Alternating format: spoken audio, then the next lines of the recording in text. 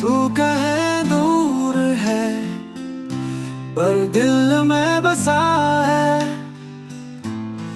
हर लम्हा हर पल तेरा गम मेरे साथ रहा है। ख्वाबों में आके तू चुपचाप रुलाता है। आँखों से बहता हर आंसू तेरा पता बताता है।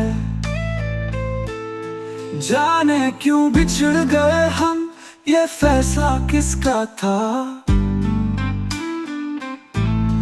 मेरी किस्मत या तेरी चाहत का फसाना था।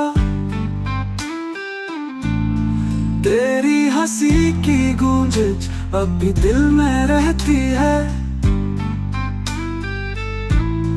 तेरे बगैर हर खुशी बस एक रस्म सी लगती है। तू जो नहीं मिला वक्त जैसे थम सा गया। यादों का एक तूफान सब कुछ बहा ले गया।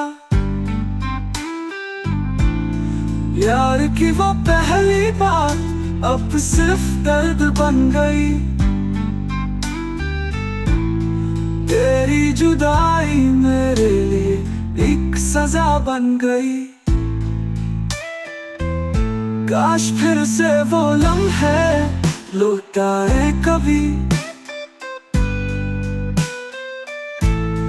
कहीं तू मिल जाए और जिंदगी फिर से हंसे कभी।